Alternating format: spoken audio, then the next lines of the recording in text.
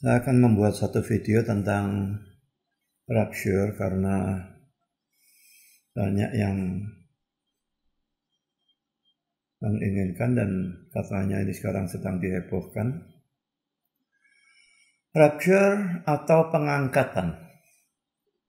Kalau saudara tanya apakah saya percaya rapture atau pengangkatan, maka saya bisa jawab ya, saya bisa jawab tidak, karena istilah ini bisa diartikan secara berbeda. Rapture atau pengangkatan yang dalam teologi populer saat ini, saya tidak percaya. Mereka mengatakan bahwa Kristus akan datang di awan-awan, lalu orang percaya diangkat semua. Atau hilang itu ya.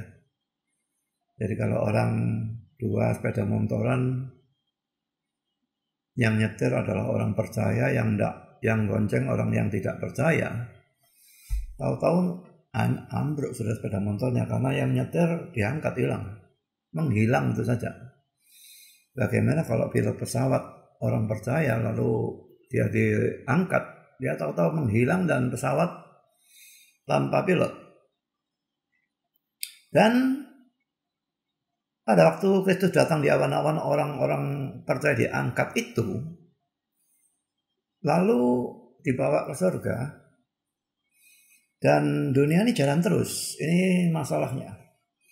Dunia jalan terus dan lalu terjadi penginjilan terhadap Israel, pertobatan Israel.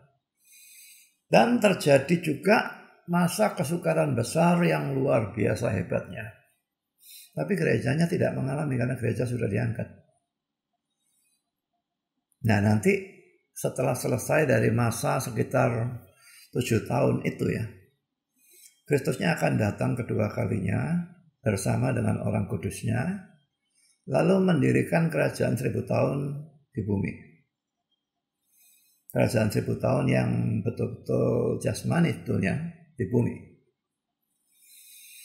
Nah, rapture yang dalam arti seperti itu, saya tidak percaya sama sekali. Saya percaya bahwa Kristus datang kedua kali, itu ada rapture. Orang percaya yang mati dibangkitkan, diangkat ke surga, dan orang percaya yang masih hidup diangkat dan diubahkan langsung tanpa melalui kematian. Nah, itu rapture. Tapi setelah itu penghakiman akhir zaman dan kiamat. Tidak ada lagi dunia jalan terus dan sebagainya. Masa kesukaran besarnya datang sebelumnya. Sebelum rapture itu. Nah, rapture yang seperti ini dalam arti kedua ini yang saya percaya. Nah, saudara, berbicara tentang rapture itu tidak bisa lepas dari bicara tentang kerajaan 1000 tahun. Tapi tujuan saya dalam video ini hanya mengajarkan rapture-nya, sehingga kerajaan 1000 tahunnya saya cuma singgung saja ya. Sedikit-sedikit yang seperlunya saja. Karena tidak bisa dipisahkan secara total. Nah, pertama-tama saudara perlu tahu ya. Berkenaan dengan kerajaan 1000 tahun itu dalam gereja ini ada 4 pandangan. Sebetulnya 3 pandangan. Tapi yang satu ini, nomor 1 itu terpecah menjadi 2. Karena itu akhirnya ada 4. Nah, yang pertama adalah premill. Saya lebih senang baca singkat saja. Karena baca premillennialisme itu saya bolak-balik salah. Rasanya begitu sukar mengucapkan kata milenialisme sehingga saya baca premill, postmill, amil itu ya. Tapi sebetulnya begini dan N-nya itu sebetulnya double N, tapi ya sudah biarlah, ini ejaan yang di Indonesia karena premillennialisme. Lalu yang kedua adalah post-millennialisme dan yang ketiga adalah amillennialisme. Jadi sebetulnya ada 3 ya. Ini yang kedua, yang ketiga. Nah, tapi yang pertama ini dibagi menjadi 2. Yang poin A adalah historic premill. Dan yang B adalah dispensationalist premill. Nah, ini yang pandangan luar biasa populer. Hampir seluruh karismatik masuk di sini. dan sebagian Protestan masuk di sini juga. Dispensasionalis banyak orang Protestan dan masuk di sini. Dan ini adalah boleh dikatakan pandangan yang paling populer. Dan yang percaya rapture dalam arti yang pertama tadi, itu adalah pandangan ini. Nah, saya ingin memberikan saudara sedikit sketsa ya, yang saya ambil dari Google. Dan sketsa ini ya, yang berwarna-warni ini ya, menggambarkan 4 pandangan itu. Jadi yang pertama ini yang historic premill, di sini disebut post-tribulational premill. Post-tribulational berarti setelah tribulation ya. Tribulation masa kesukarannya ada di sini. Millennial ini setelahnya. Tribulation dulu, millennium. Jadi historic premill.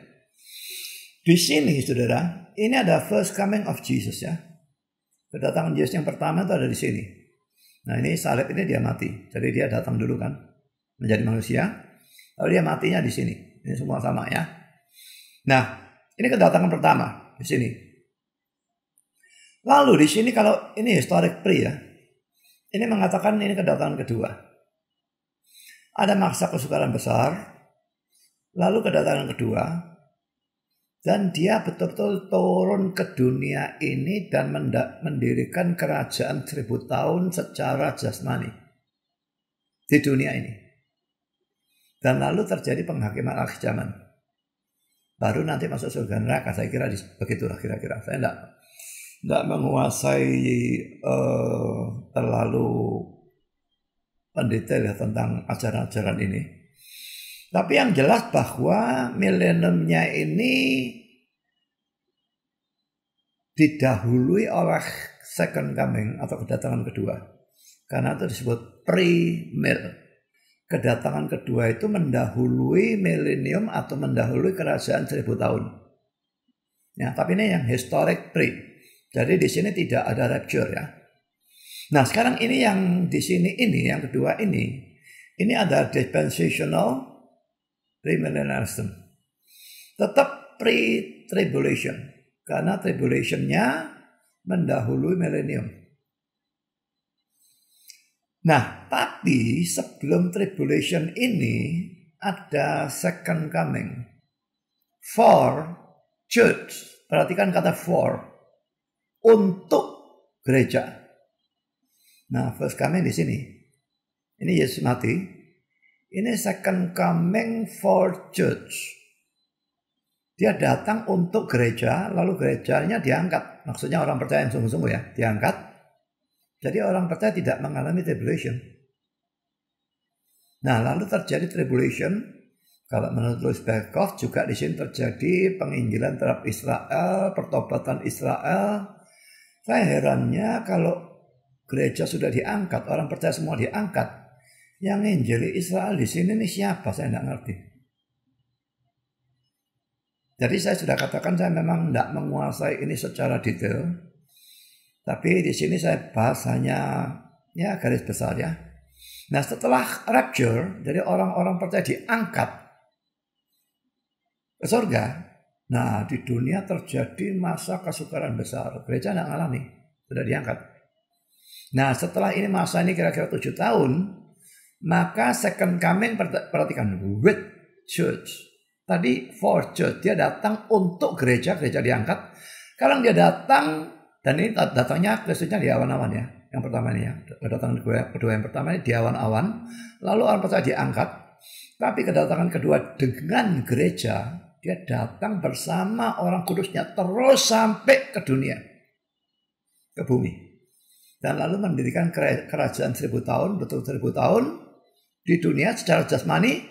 Lalu terjadi penghakiman akhir zaman. Ya, lalu setelah ini mungkin baru surga neraka. Saya tidak ngerti persisnya gimana. Nah, saudara, sekarang pandangan yang ketiga adalah post-mill yang warna kuning ini. Sama ya, first coming-nya di sini. Dan di sini Kristus mati. Lah, kita tuh sekarang ada di sini kalau menurut pandangan ketiga. Ya, kita ada di daerah sini. Antara Kristus mati Sampai di sini milenium ini belum terjadi, tapi akan terjadi. Nah, setelah milenium baru second coming, langsung judgment, penghakiman terakhir. Makanya disebut post-mil. Post itu setelah. Jadi milenium dulu, setelah itu baru kedatangan Yesus yang kedua, langsung penghakiman terakhir. Nah, post-mil ini percaya bahwa pada saat milenium nanti, ini ada yang mungkin mengatakan 1000 tahun sungguh-sungguh, ada yang mungkin tidak sungguh-sungguh, saya tidak terlalu pasti. Tapi rasa-rasanya kebanyakan mengatakan sungguh-sungguh 1000 tahun. Dan pada masa 1000 tahun itu terjadi masa yang luar biasa indah. Secara sekuler juga makmurnya luar biasa, dan secara rohani terjadi pertobatan dalam jumlah yang luar biasa hebatnya, luar biasa banyaknya. Dan dunia ini betul-betul membaik secara luar biasa. Ada damai, ada pertobatan yang luar biasa, jumlah miliaran mungkin dan sebagainya. Nah, itu selama 1000 tahun. Lalu second coming dan penghakiman terakhir. Ya. Nah, yang di sini adalah amil, dan ini adalah pandangan yang saya percayai. Sama first coming-nya tuh kedatangan pertama di sini, lalu Yesus mati dan sebagainya. Nah, saya tidak ngerti kenapa dimulai di sini ya. Kalau setahu saya selama ini mulai dari kedatangan pertama di sini, ya, sampai sesaat sebelum kedatangan kedua. Itu yang disebut milenium. Tapi simbolik. Jadi 1000-nya itu bukan sungguh-sungguh 1000 tahun. Bilangan 1000 itu hanya bilangan simbolis yang hanya diketahui oleh Allah sendiri. Di samping kerajaan 1000 tahun ini sama sekali bukan kerajaan jasmani. Jadi berbeda dengan pandangan yang lain. Ini kerajaan rohani. Nah, sekarang ini berarti kita ada di dalam milenium itu, dalam kerajaan 1000 tahun itu. Tapi kerajaan 1000 tahun ini kerajaan rohani. Makanya kita anak raja, tapi raja secara rohani. Yesus bukan raja secara jasmani. Jadi kalau diterapkan lalu kita anak raja, kita harus kaya dan sebagainya, itu penerapan secara jasmani, itu omong kosong. Ya. Dan kalau amil ini mengatakan makin mendekati kedatangan kedua, ini makin tidak karu-karuan. Jadi beda sekali dengan post-mil yang mengatakan ini membaik luar biasa di sini ini. Kalau amil di sini makin buruk. Dan lalu sesaat di sini sebelum kedatangan kedua, itu setan yang dikurung dilepaskan. Dikurung itu sebetulnya dibatasi ya, bukan dikurung total. Tapi sekarang dibebaskan total. Wah, antikrisnya muncul, penganiayaan besar-besaran muncul, dan segala macam kekacauan tidak karu-karuan.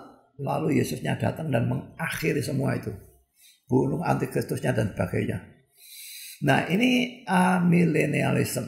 Ya, jadi saudara, dengan gambar ini saya kira saudara bisa melihat dengan jelas perbedaan akan keempat pandangan ini. Ya, jadi ini cuma bagian-bagiannya. Nah, sekarang saudara, saya akan bahas tentang rapture-nya ini ya. Rapture dalam arti yang pertama yang saya maksudkan ya. Jadi yang Yesus datang di awan-awan untuk gereja. Lalu orang-orang percaya diangkat hilang semua dan dunianya jalan terus. Lalu terjadi pertobatan Israel katanya, lalu masa kesukaran besar, antikristus dan sebagainya. Lalu setelah 7 tahun Yesus datang lagi bersama gerejanya sampai ke dunia ini, dan lalu mendirikan kerajaan 1000 tahun. Nah, rapture dalam arti yang pertama itu tadi yang akan saya bahas ya. Rapture-nya dispensasionalis. Itu rapture yang saya katakan dipercaya, boleh dikatakan hampir seluruh karismatik. Setahu saya cuma satu gereja yang cukup besar karismatik yang tidak percaya rapture dalam arti yang seperti itu. Jadi boleh dikatakan hampir semua. karismatik percaya seperti itu. Dan memang cocok dengan teologi karismatik ya. Teologi karismatik itu sebetulnya intinya itu rasanya ikut Kristus itu enak pokoknya. Makanya mereka senang dengan ajaran yang semua penyakit sembuh, segala problem beres, lalu jadi kaya, dan sebagainya. Ini enak, ajaran ini juga. Yesusnya datang untuk gereja sebelum terjadi masa penganiayaan antikris, gereja sudah diangkat, enak. Dunia mengalami tidak karu-karuan, tapi kita semua sudah di surga. Satu harapan yang menurut saya harapan yang sia-sia karena harapan itu salah.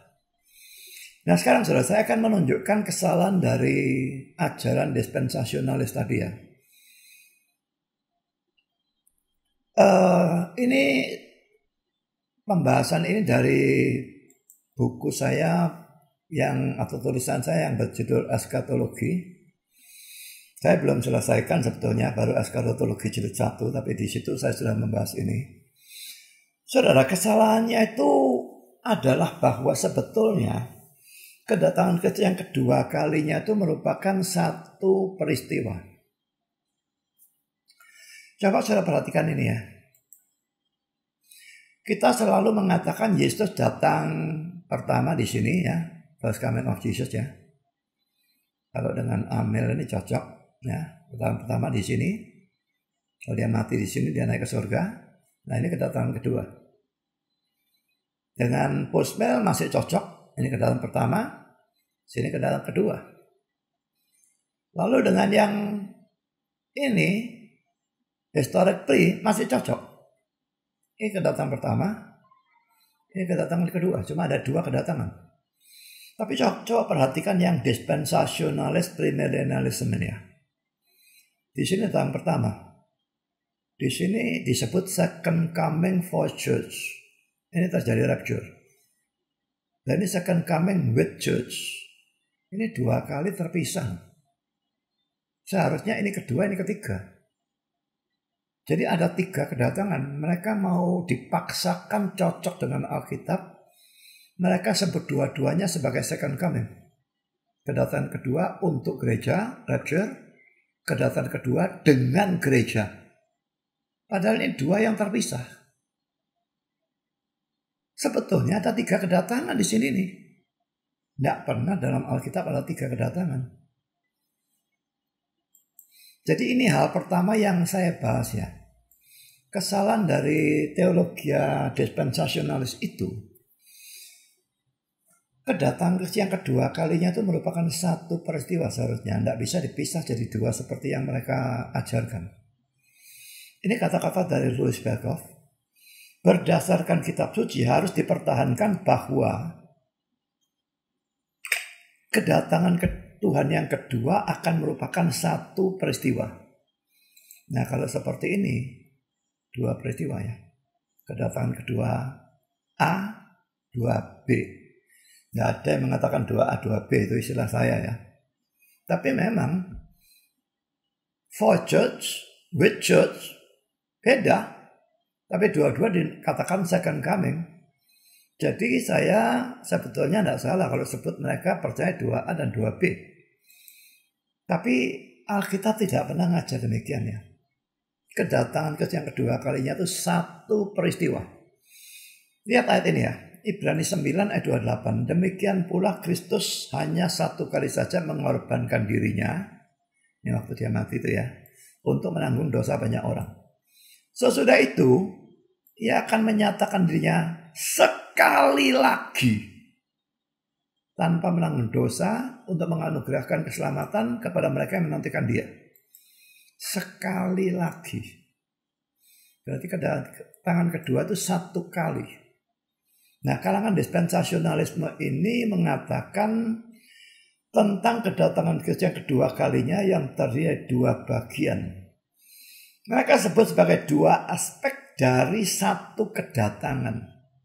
Nah, ini mereka berusaha memaksakan supaya cocok dengan ajaran Alkitab yang cuma 1 kali kedatangan kedua. Jadi mereka katakan 2 aspek dari 1 kedatangan. Tapi 2 itu terpisah, saudara. Ya, saya sebut 2A dan 2B. Mau dikatakan 2 dan 3 sebenarnya juga bisa. Ya. Mari kita lihat ya. Pertama sudah kedatangan Kristus yang kedua A. Mereka menyebut dengan istilah Yunani parousia yang artinya presence atau kehadiran. Dan poin A, ini bisa terjadi kapan saja dan tidak didahului oleh tanda-tanda apapun. Kapan saja bisa terjadi. Jadi kalau dalam Alkitab ada tanda-tanda akhir zaman, itu bukan berurusan dengan ini. Yang ini tidak didahului oleh tanda-tanda apapun. Poin B, Kristus hanya datang di awan-awan, tidak sampai mendarat di bumi.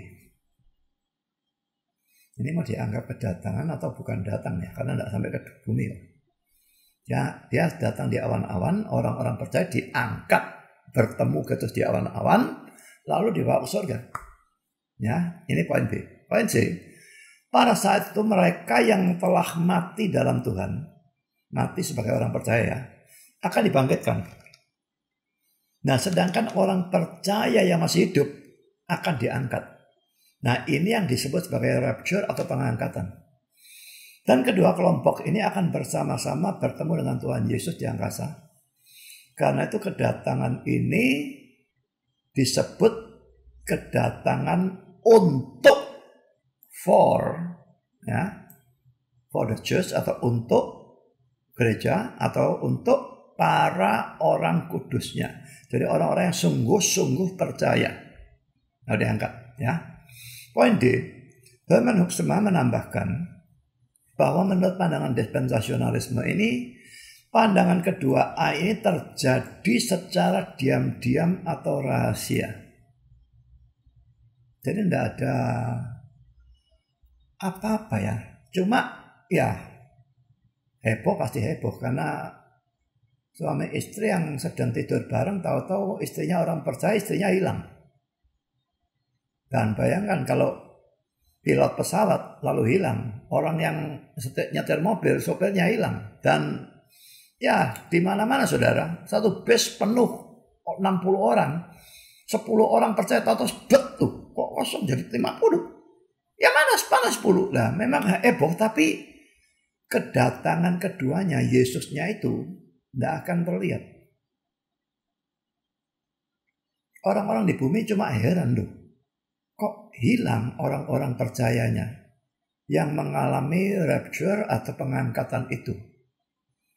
Ya, nah sekarang saudara, dasar Alkitab yang mereka gunakan, saya tidak bilang dasar ini benar ya, tapi ini yang mereka gunakan.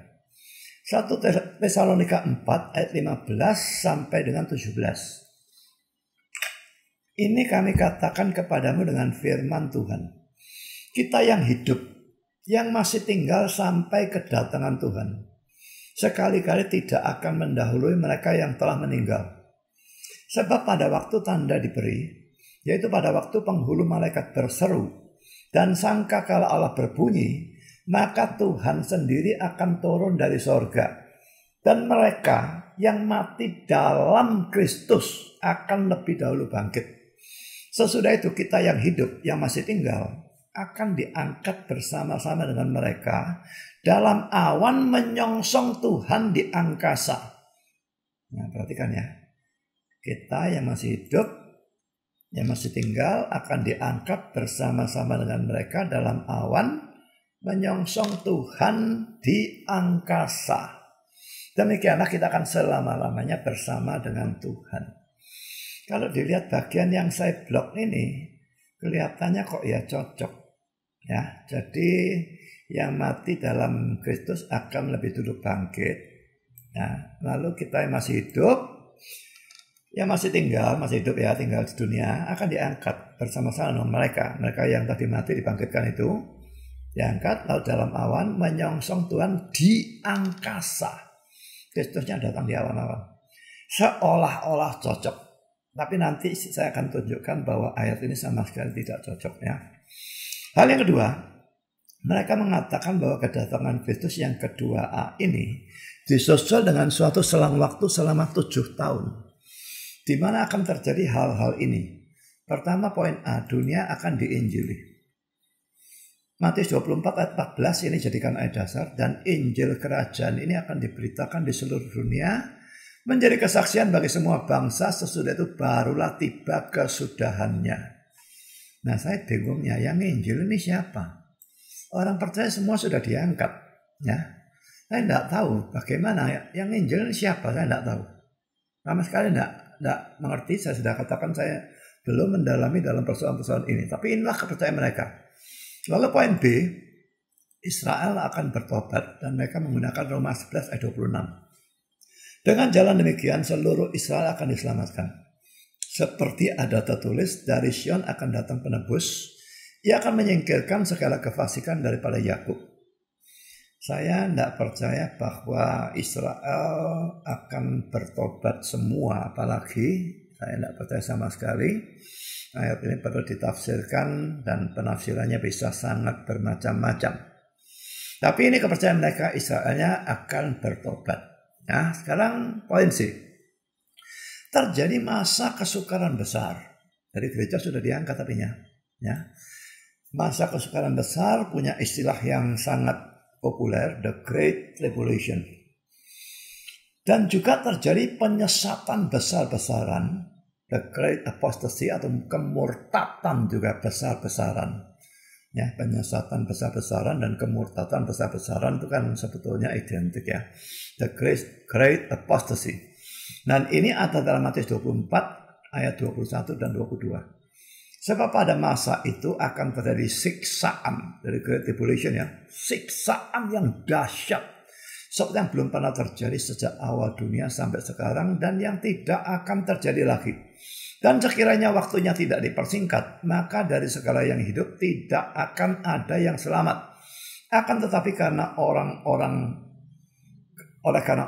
pilihan, waktu itu akan dipersingkat. Sekarang poin D, Antikristusnya akan dinyatakan 2 Tesalonika 2, 8-10. Pada waktu itulah si pendurhaka, ya, si Antikristusnya ya, baru akan menyatakan dirinya. Tapi Tuhan Yesus akan membunuhnya dengan nafas mulutnya dan akan memusnahkannya kalau ia datang kembali. Jadi waktu si Antikristusnya muncul, orang-orang Kristen sudah diangkat, saudara. Lalu kedatangan si pendurhaka itu ada pekerjaan iblis dan akan disertai rupa-rupa perbuatan ajaib, tanda-tanda dan mujizat-mujizat palsu. Dengan rupa-rupa tipu daya jahat terhadap orang-orang yang harus binasa kalau mereka tidak menerima dan mengasihi kebenaran yang dapat menyelamatkan mereka. Cuma orang Kristennya kalau tidak ada, lalu iblis bekerja itu untuk apa? Menyesatkan siapa kalau orang Kristennya sudah tidak ada semua? Ya, tapi ya itulah pandangan mereka. Sekarang poin yang ketiga. Lalu mereka juga mengatakan bahwa setelah masa 7 tahun itu terjadi lalu kedatangan Kristus yang kedua B. Nah, mereka sebut dengan istilah Yunani yang berbeda, ya, apokalipsis. Jadi kalau yang tadi parousia, ya, yang artinya presence atau kehadiran, yang sekarang mereka sebut apokalipsis, artinya revelation atau unveiling, penyataan atau penyingkapan. Atau hari Tuhan, mereka sebut juga hari Tuhan ya, the day of the Lord. Di mana? Poin A, pada saat ini Kristus akan datang bersama atau dengan, tadi with the church dalam sketsa tadi ya, bersama atau dengan gereja atau orang-orang kudusnya. Kalau datang 2A, dia datang untuk orang-orang kudus, untuk gereja, for the church. Ya, gereja diangkat. Tapi sekarang dia datang bersama atau dengan orang-orang kudusnya. Dan ayat yang dipakai adalah 1 Tesalonika 3 ayat 13. Kiranya dia menguatkan hatimu supaya tak bercacat dan kudus di hadapan Allah dan Bapa kita pada waktu kedatangan Yesus Tuhan kita dengan, perhatikan ini ya, dengan semua orang kudusnya. Lalu poin B, kedatangan kedua B ini beda dengan pertama. Yang pertama dengan 2A tadi ya, karena yang kedua A tadi kan cuma di awan-awan. Nah, 2B ini datangnya sampai mendarat di bumi, bukan hanya di awan-awan seperti 2A. Lalu poin C, kedatangan ini didahului oleh beberapa peristiwa yang sudah dinubuatkan. Jadi saya tidak akan bahas ini, di dalam Alkitab banyak sekali yang ada perang, ada bencana alam, ada apa macam-macam hal. Itu semua tanda-tanda yang mendahului kedatangan 2B, bukan 2A. 2A tidak didahului oleh tanda-tanda apapun, bisa terjadi kapan saja. Tapi kalau 2B harus terjadi nubuat-nubuat Alkitab yang mengatakan terjadi ini, baru ada kedatangan Kristus yang kedua kali. Ya, jadi ini oleh mereka dianggap kedatangan kedua B yang didahului oleh peristiwa-peristiwa ini. Sekarang poin D. Setelah kedatangan ini, 2B ini ya, Kristus lalu melakukan penghakiman. Matius 25 ayat 31 sampai 46 itu suatu nubuat tapi sekaligus perumpamaan tentang pemisahan domba dan kambing pada penghakiman akhir zaman, dan lalu mendirikan atau memimpin ke dalam kerajaan 1000 tahun. Jadi kerajaan 1000 tahunnya tetap di dunia ini ya. Dan bersifat hurufiah 1000 tahun biasanya di dunia secara jasmani. Nah, jadi saya sudah menyoroti dari sudut pandang dispensasionalis ya. Ayat-ayatnya yang mereka pakai dan sebagainya. Tapi sekarang saya akan menunjukkan kesalahannya. Jadi kesalahan dari ajaran dispensasionalis ini, pertama, Louis Berkhof mengatakan bahwa karena kedua kedatangan ini dalam kenyataannya betul-betul merupakan dua peristiwa yang dipisahkan oleh selang waktu 7 tahun, yang masing-masing mempunyai tujuannya sendiri-sendiri. Yang 2A for the church, yang 2B with the church. Jadi beda, pisah 7 tahun. Maka keduanya tidak bisa dianggap sebagai satu peristiwa kedatangan.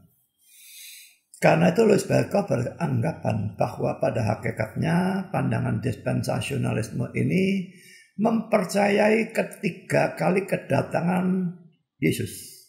Yang pertama itu Natal, lalu 2A, lalu 2B. Itu 3 kali. Dan ini jelas sekali bertentangan dengan Alkitab.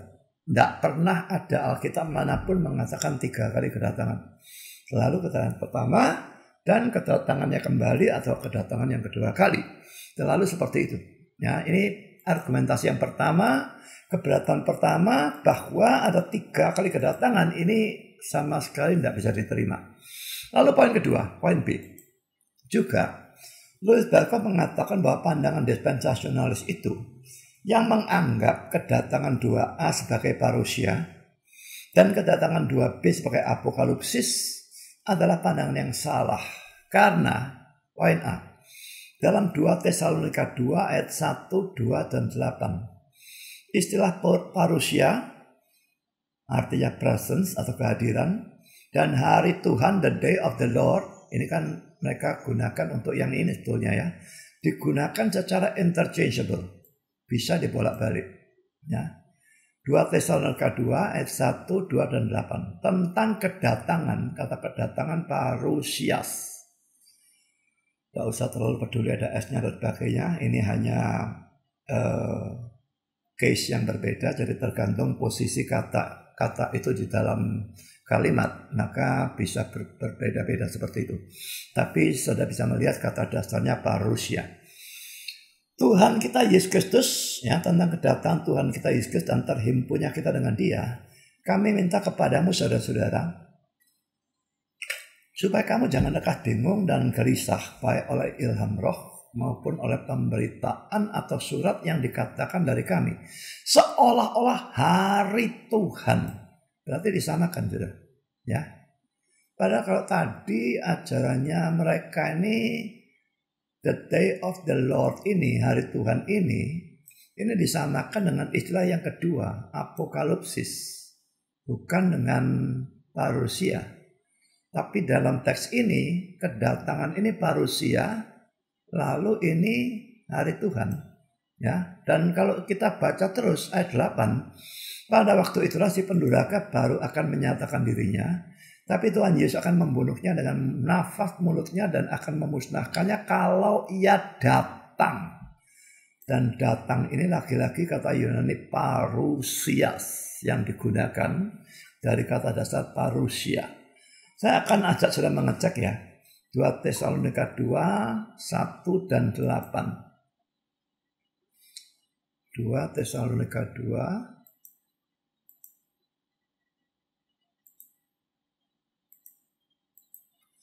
ayat 1, kedatangan ya. The coming ini di sini. Nah, parousia. Coming, parousia, presence ya. Mau lihat bahasa Yunani juga bisa. Ini parousias, presence. Lalu kita lihat ayat 8-nya.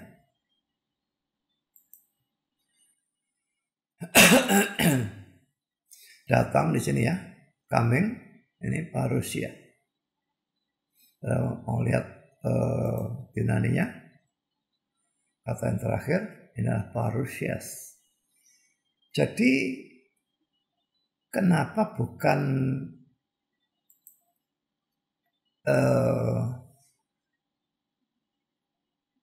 lupa istilahnya apokalipsis yang digunakan.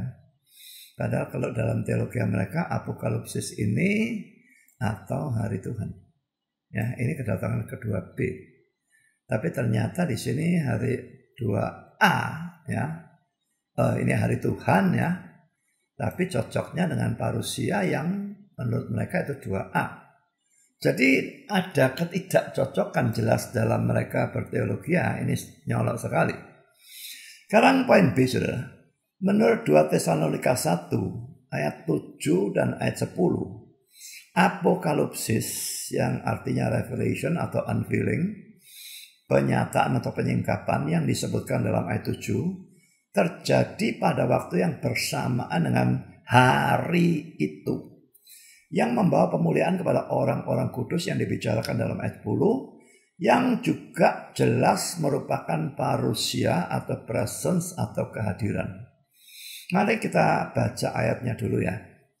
2 Tesalonika 1 ayat 7 dan 10. Dan untuk memberikan kelegaan kepada kamu yang ditindas dan juga kepada kami, pada waktu Tuhan Yesus dari dalam sorga menyatakan Yunania apokalipse, dirinya bersama-sama dengan malaikat-malaikatnya dalam kuasanya di dalam api yang bernyala-nyala. Lalu ayat 10, apabila ia datang pada hari itu untuk dimuliakan di antara orang-orang kudusnya dan untuk dikagumi oleh semua orang yang percaya, sebab kesaksian yang kami bawa kepadamu telah kamu percayai.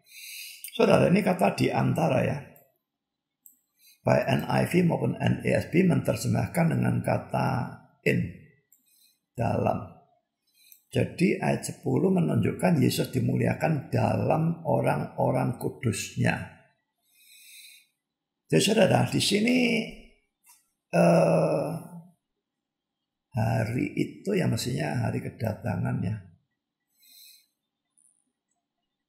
Ayat 10-nya itu pasti bicara parousia.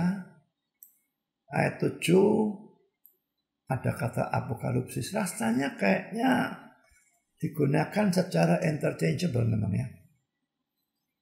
Jadi bagaimana mereka bedakan, yang satu menunjuk pada 2A, yang satu menunjuk pada 2B, itu dasarnya kacau balau. Sama sekali tidak cocok. Sekarang yang ketiga, Matius 24 ayat 29 sampai dengan 31 menggambarkan kedatangan Tuhan Yesus ya. Pada saat mana orang-orang pilihan dikumpulkan bersama-sama.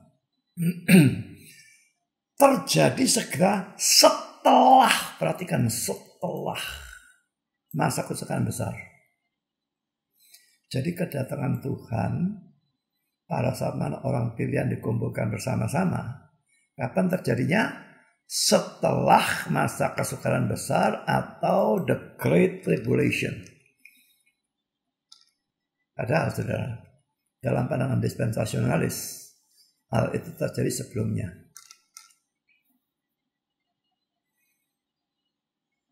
Jadi aneh ya. Mari kita lihat ayatnya. Matius 24, 29 sampai 31. Segera sesudah siksaan pada masa itu, matahari akan menjadi gelap dan bulan tidak bercahaya dan bintang-bintang akan berjatuhan dari langit dan kuasa-kuasa langit akan goncang.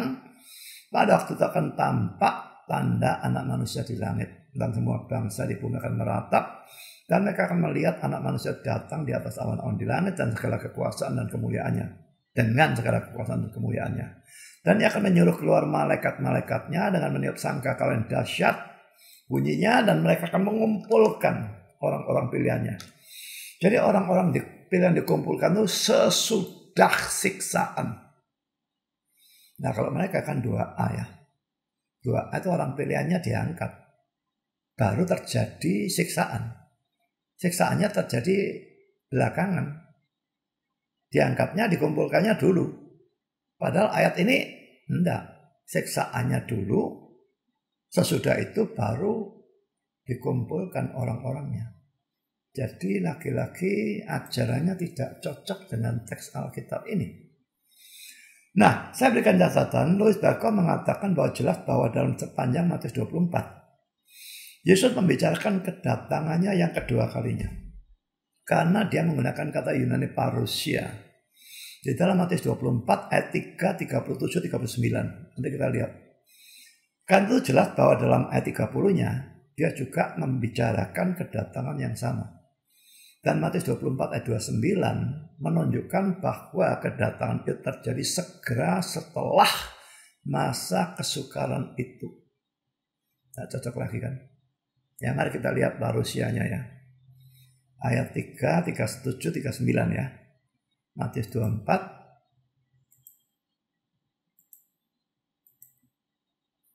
Ayat 3. Ini ada kedatangan, coming, parousia. Ya. Saya kira tidak usah dilihat Yunaninya. 37.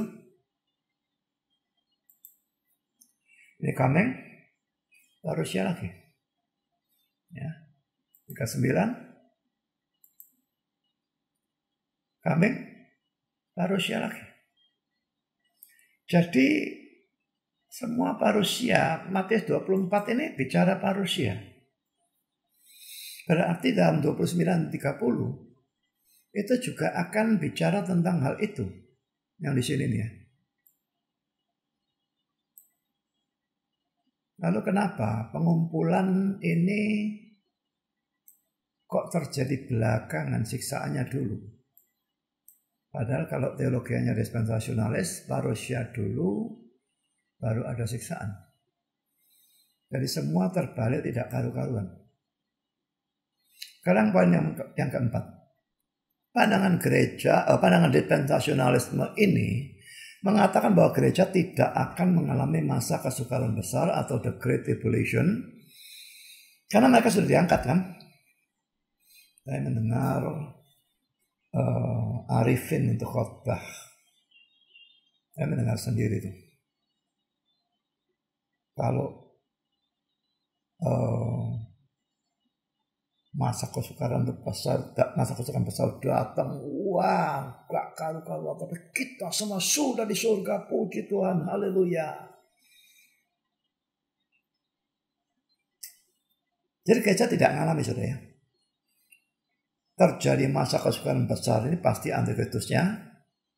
Lalu dia selain mengadakan penindasan secara fisik, menyebabkan orang murtad, juga mengadakan segala macam penyesatan, mujizat palsu dan sebagainya. Itu membuat penyesatan lagi, maka terjadi penyesatan atau kemurtadan besar-besaran yang disebut the Great Apostasy. Tapi gereja tidak mengalami, karena gereja sudah diangkat ke surga. Nah saudara, ini lagi-lagi tidak cocok dengan gambaran Alkitab tentang hal ini. Karena Alkitab menurut saya bisa dibuktikan menggambarkan bahwa gereja akan mengalami kedua-duanya. Baik masa kesukaran besar maupun masa penyesatan atau kemurtatan besar, the Great Tribulation maupun the Great Apostasy. Gereja mengalami kedua-duanya, saudara. Dalam teologi dispensasionalis, gereja tidak mengalami karena sudah diangkat. Saya tidak percaya itu, sama sekali itu omong kosong, dan itu omong kosong yang membahayakan. Nanti akan saya berikan petunjuk mengapa. Poin A, saudara, petunjuknya ya. Matius 24 ayat 21-22. Sebab pada masa itu akan terjadi siksaan yang dahsyat, seperti yang belum pernah terjadi sejak awal dunia sampai sekarang dan tidak akan terjadi lagi. Dan sekiranya waktunya tidak dipersingkat, maka dari segala yang hidup tidak akan ada yang selamat. Maksudnya murtad semua. Akan tetapi oleh karena orang-orang pilihan, waktu itu akan dipersingkat. Dipersingkatnya jelas sudut pandang manusia ya. Tapi yang saya tekankan, saudara, di sini Tuhan itu tidak mau orang-orang pilihannya murtad karena terjadi masa kesukaran besar. Waktunya dibatasi oleh Dia. Jangan sampai kalau terlalu lama orang-orang pilihan pun tidak tahan. 1 Korintus 10:13, Tuhan itu kan membatasi pencobaannya. Tidak lebih dari kekuatan kita. Dan ini caranya dengan membatasi masa kesukaran besar itu. Supaya orang-orang pilihannya tidak murtad. Nah, berarti pada masa kesukaran besar ini ada orang-orang Kristen kan? Di dunia ini dan mengalami itu kan? Makanya Tuhan batasi supaya mereka ini tidak murtad.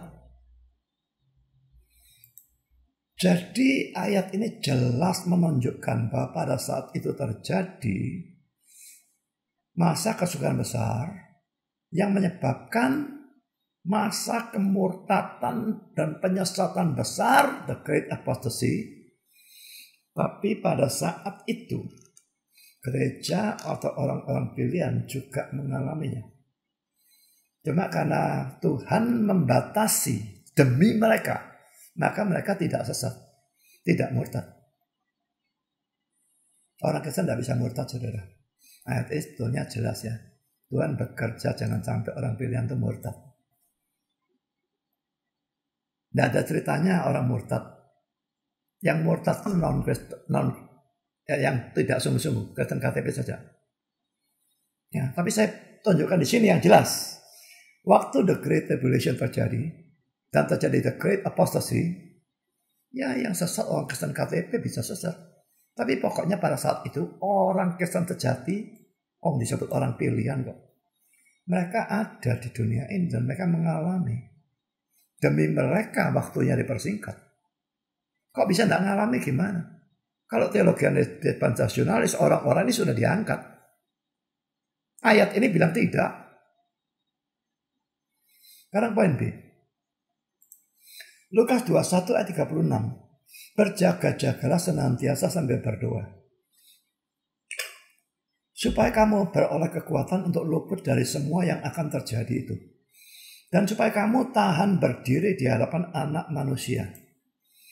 Saudara, laki-laki ayat ini menunjukkan gereja akan mengalami penyesatan atau kemurtatan besar-besaran atau the Great Apostasy itu. Karena gereja disuruh berdoa untuk menghadapi saat itu.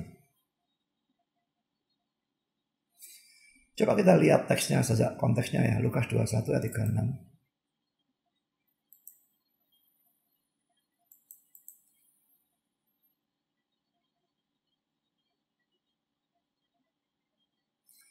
Kita baca malah sini ya. Jagalah dirimu supaya hatimu jangan syarat oleh pesta pora dan kemabukan, serta kepentingan-kepentingan duniawi, dan supaya hari Tuhan jangan dengan tiba-tiba jatuh ke atas dirimu seperti suatu jerat. Sebab ia akan menimpa semua penduduk bumi ini. Berjaga-jagalah senantiasa sambil berdoa. Ini ayat yang tadi kita baca ya. Supaya kamu beroleh kekuatan untuk luput dari semua yang akan terjadi itu, dan supaya kamu tahan berdiri di hadapan Anak Manusia. Ini konteksnya hari Tuhan, saudara. Perhatikan. Tahan berdiri di hadapan Anak Manusia, ini kedatangan yang kedua. Disuruh berjaga-jaga sambil berdoa supaya beroleh kekuatan. Nah, kalau mereka sudah diangkat, apanya yang disuruh berjaga-jaga dan berdoa dan sebagainya? Ini sama sekali tidak cocok lagi, saudara. Sekarang kita lihat poin C. 2 Tesalonika 2 ayat 3. Janganlah kamu memberi dirimu disesatkan orang dengan cara yang bagaimanapun juga. Sebab sebelum hari itu haruslah datang dahulu murtad. Dan haruslah dinyatakan dahulu manusia durhaka yang harus binasa. Saudara perhatikan ya. Ini Paulus mengatakan janganlah kamu memberi dirimu disesatkan orang dengan cara bagaimanapun juga. Jadi dia memberikan pesan kepada gereja. Nah kalau gereja sudah diangkat, ini tidak berlaku, saudara. Dia mengatakan sebelum hari itu haruslah datang dahulu murtad dan haruslah dinyatakan dahulu manusia durhaka, sang antikristusnya. Kalau gereja diberikan peringatan, jangan berdirimu disesatkan dengan cara bagaimanapun juga, dan konteksnya dalam urusan antikristus. Jelas bahwa gereja mengalami masa penyesatan atau kemurtadan besar-besaran atau the great apostasy itu. Bagaimana bisa gereja yang sudah diangkat? Sekarang poin D. 1 Timotius 4, 1-3. Tetapi roh dengan tegas mengatakan bahwa di waktu-waktu kemudian ada orang yang akan murtad lalu mengikuti roh-roh penyesat dan ajaran setan-setan oleh tipu daya pendusta-pendusta yang hati nuraninya memakai cap mereka. Mereka itu melarang orang kawin, melarang orang makan makanan yang diciptakan Allah supaya dengan pengucapan syukur dimakan oleh orang yang percaya dan yang telah mengenal kebenaran. Lagi-lagi saudara, ini menunjukkan bahwa pada masa penyesatan atau kemurtadan itu ada orang-orang percaya. Ada orang-orang percaya. Ini masa kemurtadan. Ya, jadi bagaimana bisa orang percaya yang sudah diangkat? Sekarang poin E, 2 Timotius 3, 1-5. Ketahuilah bahwa pada hari-hari terakhir akan datang masa yang sukar. Ini rentetan dosa ya. Manusia akan cinta dirinya sendiri, jadi hamba uang. Mereka akan membual, menyombongkan diri, jadi pemfitnah, akan berontak terhadap orang tua, tidak tahu terima kasih, tidak peduli agama, tidak tahu mengasihi, tidak mau berdamai, suka menjelekkan orang, tidak dapat mengekang diri, garang, tidak suka yang baik, suka mengkhianat, tidak pikir panjang, beragak tahu, lebih menuruti hawa nafsu daripada menuruti Allah. Secara lahiriah mereka menjalankan ibadah mereka, tapi pada hakikatnya mereka memungkiri kekuatannya. Jauhilah mereka itu. Yang disuruh menjauh ini siapa, saudara? Yang disuruh menjauh ini jelas orang Kristen. Ini orang-orang yang tidak karu-karuan ini, orang Kristennya disuruh menjauhi. Kalau mereka sudah di surga, apa yang disuruh menjauhi? Jadi teks ini mengatakan akan terjadi masa yang sukar. Dan ini masa kesukaran besar. Sekarang sudah, tapi tambah lama parah. Dan juga jelas masa penyesatan atau kemurtadan besar. Great apostasy. Orang Kristennya disuruh menjauhi, jelas bahwa mereka masih ada dalam dunia. Sekarang poin F. Wahyu 7 ayat 14. Maka kataku kepadanya, Tuanku, Tuhan mengetahuinya. Lalu ia berkata kepada mereka, ini adalah orang-orang yang keluar dari kesusahan yang besar. Dan mereka telah mencuci jubah mereka dan membuatnya putih dalam darah anak domba. Ini jelas menunjukkan orang Kristen, saudara. Mana bisa cuci jubah mereka membuat putih dalam darah anak domba kalau mereka bukan orang Kristen. Tapi lalu gambaran sebelumnya, mereka ini adalah orang-orang yang keluar dari kesusahan yang besar. Kalau keluar dari kesusahan yang besar berarti mereka mengalami atau tidak mengalami, saudara.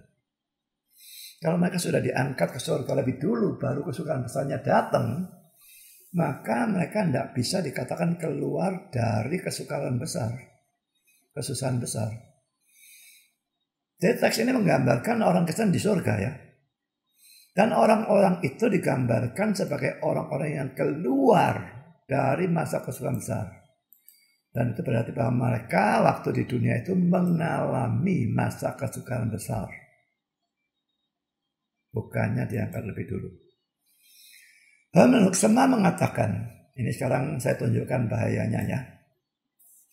Bahayanya percaya pandangan bahwa ada rapture, orang percaya diangkat, dan tidak mengalami masa kesukaran besar dan masa penyesatan kemurtatan besar. Herman Hoeksema mengatakan bahwa pandangan dispensasionalisme yang mengatakan bahwa gereja tidak akan mengalami masa kesukaran besar, the Great Tribulation, karena sudah diangkat, merupakan suatu ajaran yang berbahaya karena akan menyebabkan orang-orang Kristen tidak menyiapkan diri menghadapi masa kesukaran besar itu. Ini bahayanya, saudara. Kalau saya percaya akan ada masa kesukaran besar, akan ada masa kemurtatan atau penyesatan besar, dan kita akan mengalami, maka dari sekarang saudara mempersiapkan diri. Belajar firman, banyak berdoa mendekat kepada Tuhan, dan sejak sekarang belajar mengalami penderitaan dengan benar, sehingga nanti kalau terjadi penderitaan yang hebat, waktu the Great Tribulation terjadi, kita bisa bertahan. Dan dengan pengertian firman Tuhan yang banyak, hubungan yang dekat dengan Tuhan, kalau terjadi the Great Apostasy, kita tidak ikut murtad. Tapi kalau kita percaya bahwa, memang akan terjadi, tapi tidak akan menimpa aku kok. Apa yang akan kita lakukan? Kita santai-santai saja. Kita tidak merasa terlalu perlu belajar firman Tuhan mati-matian, berdoa mati-matian, membuang dosa, mendekat kepada Tuhan, belajar untuk mengalami atau menjalani penderitaan dengan benar. Tidak perlu nanti terjadi, toh aku tidak mengalami kok. Aku sudah diangkat. Itu kafir-kafir saja yang mengalami, aku tidak. Saudara, gerakan karismatik makanya condong pada ajaran dispensasionalis ini. Karena alasan ini, saudara. Karismatik punya kecenderungan untuk memilih jalan yang enak. Percaya bahwa jalan ikut Kristus itu enak. Padahal Alkitab mengatakan dua jalan, lebar dan sempit. Yang lebar itu menuju kebinasaan. Yang sempit itu menunjukkan jalan yang sukar kan. Itu yang menuju kehidupan. Tapi mereka percaya sebaliknya, justru jalan besar ikut Kristus itu enak. Kalau dia ngomong enak, ada enaknya, saudara. Saya percaya ada enaknya. Ada penyertaan Tuhan, ada doa yang dijawab, ada berkat firman, ada berkat-berkat rohani. Tapi secara umum, secara sekuler, kita setengah mati ikut Kristus itu. Tapi dalam karismatik tidak. Penyakit sembuh, nah itu kan secara jasmani enak. Problem beres, jadi kaya. Saya tidak bilang bahwa semua karismatik percaya teologi kemakmuran. Tapi pokoknya pada umumnya intinya ikut Kristus itu enak. Bukan hanya secara rohani tapi bahkan secara jasmani.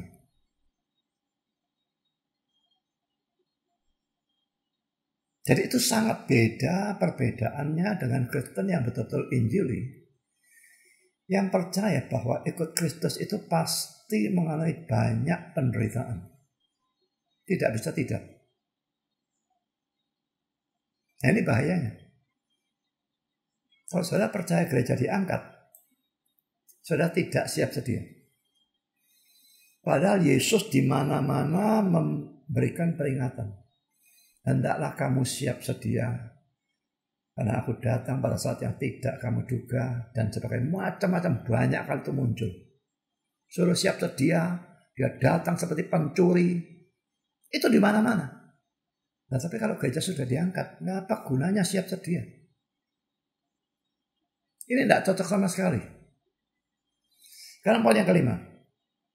Herman Hoeksema menambahkan bahwa ajaran tentang kedatangan kedua 2A ya, yang bersifat diam-diam atau rahasia. Kan tidak ada ribut-ribut apa-apa ya, cuma orang bingung karena tahu-tahu banyak orang yang hilang ya. Tapi kedatangan 2A itu diam-diam rahasia. Nah, katanya hermeneutisma itu bertentangan dengan 1 Tesalonika 4 ayat yang ke-16.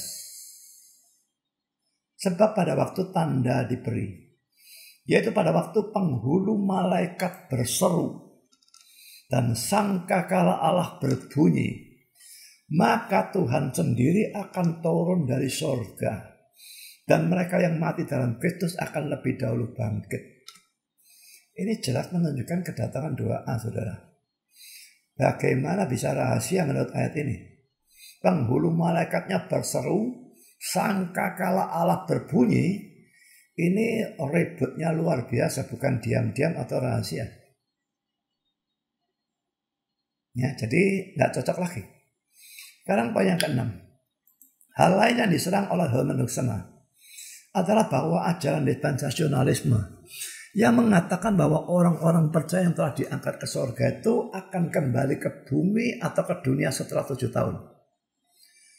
Menurut hermeneutisma, dan juga saya setuju dengan dia ya, ini bertentangan dengan 1 Tesalonika 4 ayat 17, ayat yang mereka pakai sendiri.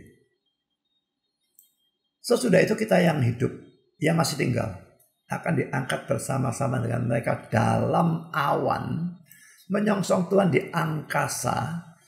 Demikianlah kita akan selama-lamanya bersama-sama dengan Tuhan. Selama-lamanya. Tapi kalau mereka gimana? Enggak, 7 tahun tok, balik lagi ke bumi kok. Jadi ini aneh ya. Gak cocok. Jadi surga, balik lagi, dan bayangkan ya, orang yang sudah masuk surga balik ke dunia. Tidak peduli dunia bagaimana. Ini anti klimaks. Bagaimanapun surga akan jauh lebih bagus dan lebih enak. Tahu-tahu balik ke dunia. Ini anti klimaks sudah. Ya, tapi yang jelas selama-lamanya ini kok tidak cocok. 7 tahun. Mereka katakan 2B terjadi, turun ke dunia lagi. Sekarang poin 7. Hermeneutisma menambahkan lagi satu kesalahan dalam pandangan dispensasionalisme, yaitu bahwa mereka juga membedakan adanya 2 kebangkitan orang mati. Yang pertama adalah kebangkitan dari orang-orang percaya pada saat Yesus datang 2A. Dan yang kedua adalah kebangkitan orang yang tidak percaya setelah kerajaan 1000 tahun berakhir. Nah, ini didasarkan pada 1 Tesalonika 4 ayat 14-17. Kita baca lagi sekali teks ini ya. Karena jikalau kita percaya bahwa Yesus telah mati dan telah bangkit, maka kita percaya juga bahwa mereka yang telah meninggal dalam Yesus, berarti orang percaya, akan dikumpulkan Allah bersama-sama dengan Dia. Ini kami katakan kepadamu dengan firman Tuhan. Kita yang hidup yang masih tinggal sampai kedatangan Tuhan, sekali-kali tidak akan mendahului mereka yang telah meninggal. Sebab pada waktu tanda diberi, yaitu pada waktu penghulu malaikat berseru dan sangkakala Allah berbunyi, maka Tuhan sendiri akan turun dari sorga, dan mereka yang mati dalam Kristus akan lebih dahulu bangkit.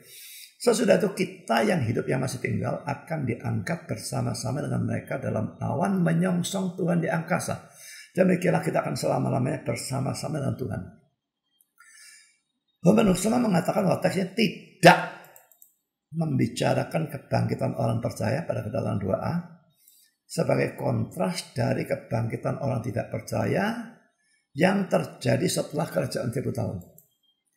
Teks ini, saudara, membicarakan orang benar yang masih hidup dan mengkontraskannya dengan orang benar yang sudah mati. Teks ini tidak bicara tentang orang yang tidak percaya. Ya, teks ini sama sekali tidak membicarakan kebangkitan orang yang tidak percaya. teks ini juga tidak berbicara tentang kebangkitan pertama dikontraskan dengan kebangkitan kedua yang akan datang. Teks ini hanya mengatakan bahwa kebangkitan orang percaya yang sudah mati akan terjadi lebih dulu dari pengangkatan orang percaya yang masih hidup. Semuanya bicara orang percaya.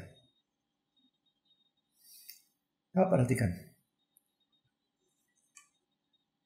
Mereka yang telah meninggal dalam Yesus akan dikumpulkan Allah bersama-sama Dia. Ini orang percaya. Ya. Kita yang masih hidup, kita yang hidup ya. Yang masih tinggal dari waktu Yesus datang doa masih hidup. Kali-kali tidak akan mendahului mereka yang telah meninggal. Semua ini bicara orang percaya, saudara. Cuma yang pertama itu yang masih hidup. Yang kedua yang sudah meninggal. Lah waktu tanda diberi dan sebagainya, Tuhan sendiri turun dari sorga. Mereka yang mati dalam Kristus. Ya, perhatikan, dalam Kristus. Berarti orang percaya yang sudah mati. Ini akan lebih dulu bangkit. Sesudah itu, kita yang hidup, ini yang percaya juga. Tidak bicara orang tidak percaya semuanya, saudara. Ini semua bicara orang percaya. Hanya mengkontraskan orang percaya yang sudah mati, itu yang bangkit lebih dulu. Nah yang masih hidup orang percayanya, yang masih tinggal, tidak melalui kematian. Akan diangkat, langsung diubahkan bersama-sama mereka dalam awan. Nah ini rapture itu ya.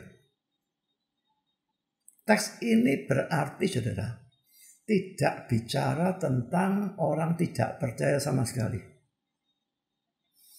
Teks ini hanya mengatakan bahwa kebangkitan orang percaya yang mati akan terjadi lebih dulu dari pengangkatan dari orang percaya masih hidup. Selain itu, saudara, ajaran tentang adanya dua kebangkitan yang terpisah dalam ajaran dispensasionalisme itu bertentangan dengan Yohanes 5, 28, 29. Yang jelas berbicara tentang hanya ada satu kebangkitan yang bersifat umum. Baik untuk orang percaya maupun untuk orang yang tidak percaya. Mari kita lihat ayatnya. Yohanes 5, 28, 29. Janganlah kamu heran akan hal itu. Sebab saatnya akan tiba bahwa semua orang yang di dalam kuburan, ini semua yang betul-betul mutlak ya, yang dalam kuburannya, akan mendengar suaranya. Dan mereka yang telah berbuat baik ini orang beriman. Karena orang tidak beriman tidak bisa berbuat baik. Ya, akan keluar dan bangkit untuk hidup yang kekal. Tapi mereka yang telah berbuat jahat, ini orang tidak beriman, akan bangkit untuk dihukum. Semuanya terjadi pada satu peristiwa. Tidak ada lebih dari satu kebangkitan. Tidak ada pembedaan yang mana bangkit dulu, orang percaya bangkit dulu, orang tidak percaya bangkit belakangan. Satu kebangkitan orang mati. Mereka membedakan jadi dua kebangkitan atau tiga kebangkitan, saya tidak ngerti.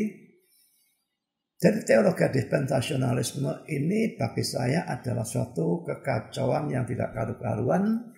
Kedatangannya Yesus itu jadi 3 kali, kebangkitan ada lebih dari 2 atau 3. Ini semua menurut saya tidak sesuai dengan Alkitab. Jadi saudara, dari ajaran tentang kerajaan 1000 tahun ini memang paling populer.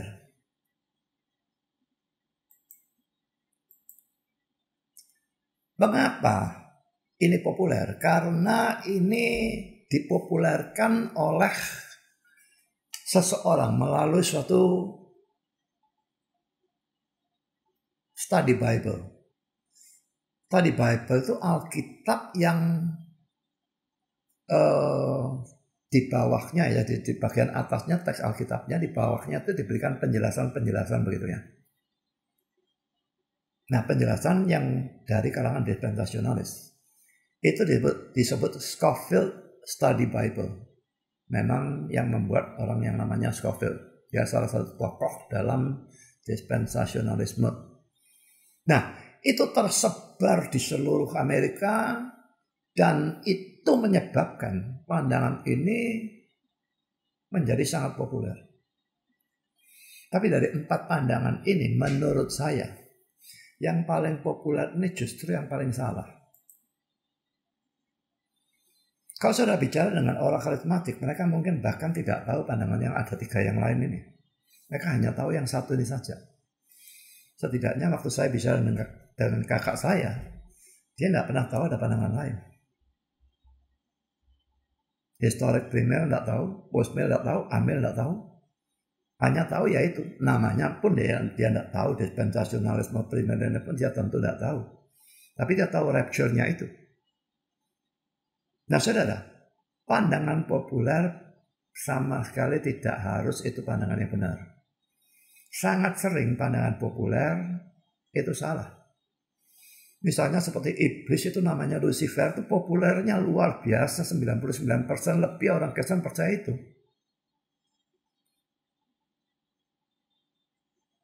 Dasarnya salah sama sekali. Tidak ada. Kita tidak tahu namanya iblis. Tapi populernya luar biasa.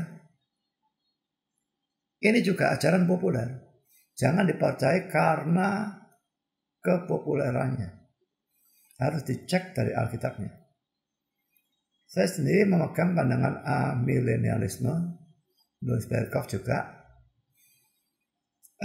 Orang reform boleh dikatakan terbagi atau postmill atau amil.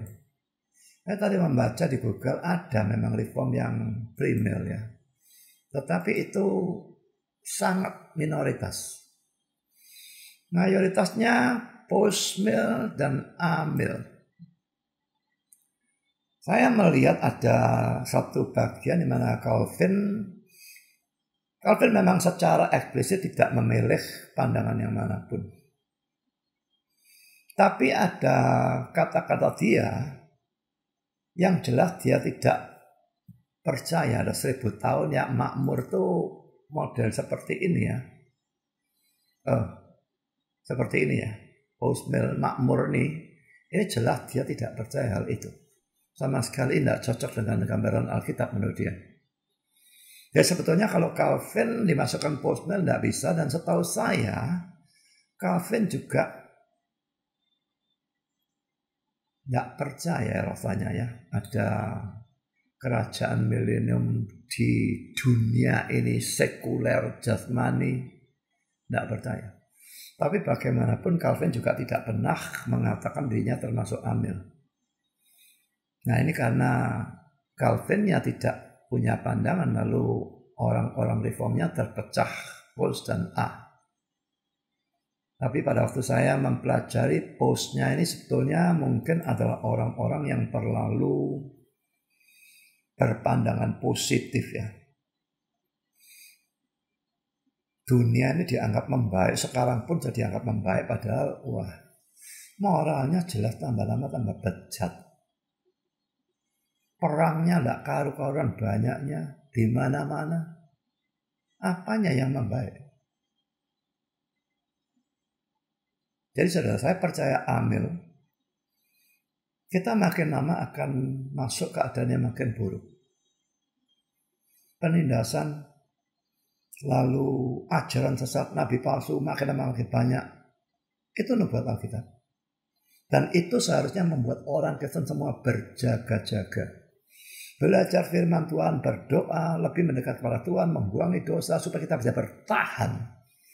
Karena kalau masa kesukaran besar datang, kita mengalami sang antikristus muncul, ada penindasan secara fisik, ada ajaran sesat yang luar biasa, mujizat palsu yang luar biasa. Kalau kita tidak teguh di dalam Kristus, kita bubar.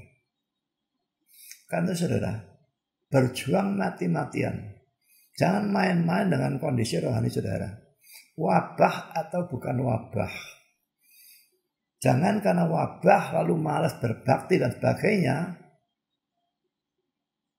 Harus mau ikut kebaktian online dan sebagainya. Harus tetap belajar makin banyak bahkan. Supaya kita diteguhkan. Dan kalau nanti masa kesukaran besar datang. Lalu terjadi masa kemurtadan. Kita tidak ikut murtad. Tapi bisa bertahan. Rapture yang saya percayai akan terjadi waktu Yesus datang kembali kedua kalinya. Kita memang yang masih hidup pada saat itu mengalami pengangkatan. Yang mati pun diubahkan, dibangkitkan atau diubahkan, jadi kebangkitan, ada pengangkatan. Tapi setelah itu kiamat. Rapture dalam arti yang pertama, saya tidak percaya sama sekali. Sekian penjelasan tentang rapture, semoga bisa menjadi berkat.